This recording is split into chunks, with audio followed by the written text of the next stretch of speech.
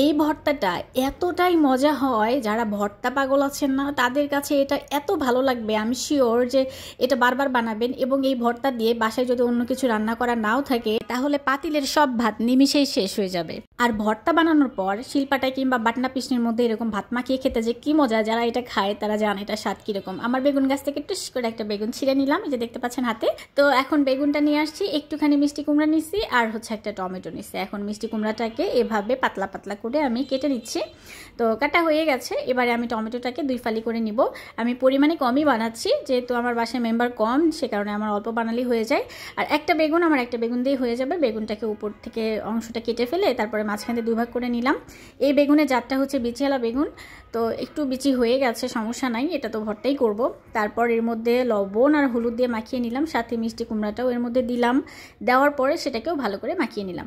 এবারে ফ্রাই প্যানে তেল দিয়েছি, সরিষার তেল, অবশ্যই সরিষার তেল দিয়ে এটা অবশ্যই বানাবেন। সয়াবিন তেল দিয়ে কিন্তু এই ভর্তা মোটেও ভালো লাগবে না। সরিষার তেলটা গরম করে নেওয়ার পর মিষ্টি কুমড়াগুলো দিয়ে দিলাম, বেগুনটা দিয়ে দিলাম, তারপরে দিয়ে দিলাম টমেটো। এবারে উল্টে পাল্টে লাল লাল করে একটু ভেজে নিব। একেবারেই পোড়া পোড়া করে ভাজার কোনো দরকার নেই, মানে সিদ্ধ হয়ে যাবে, হালকা লাল লাল হবে, এই পর্যায়ে নামিয়ে নিলেই হবে। এই যে দেখেন মোটামুটি কিন্তু আমার ভাজা হয়ে গেছে। এবারে আমি একে একে সবগুলো ওখান থেকে উঠিয়ে ফেললাম, চামচ দিয়ে তেলটা বাদ দিয়ে উঠালাম আর কি।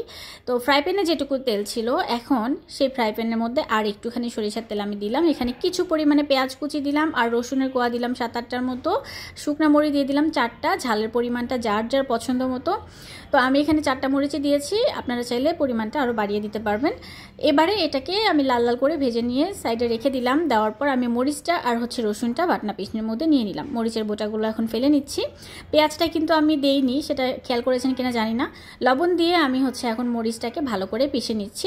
এই ভর্তাটা শিলপাটা কিংবা বাটনা পিসনির মধ্যে করতে পারলেই ভালো লাগে। হাত দিয়েও করা যাবে যদি হাত দিয়ে আপনি ভালো মতো চটকে নিতে পারেন, তবে ব্লেন্ডারে করতে যাবেন না, ব্লেন্ডারে করলে একেবারে মিহিদানা হয়ে যাবে, ওটা খেতে খুব একটা ভালো লাগবে না। মরিচ আর রসুনটা পিষে নেওয়া হয়ে গেছে। এবারে আমি এর মধ্যে কিছু পরিমাণে কাঁচা পেঁয়াজ দিয়ে দিলাম, দিয়ে সেটাকেও ভালো করে একটু পিষে নিচ্ছি। মানে একেবারে মিহি করার দরকার নেই, জাস্ট আধা ভাঙা টাইপের থাকবে সেরকম করে নিলাম।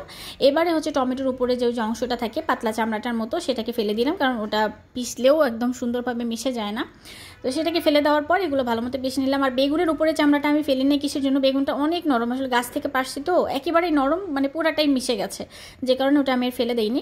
তো ভালোভাবে পিষে নেওয়ার পরে আমি দিয়ে দিলাম ধনেপাতা কুচি, আর ওই যে পেঁয়াজটা ভেজে রেখেছিলাম সেই পেঁয়াজটা এখন দিয়ে দিলাম, মানে পেঁয়াজ বেরেস্তা বলতে পারেন, সেটা এখন দিয়ে ভালোভাবে মাখিয়ে নেওয়ার পর দিয়ে দিলাম বেশ খানিকটা কাঁচা সরিষার তেল।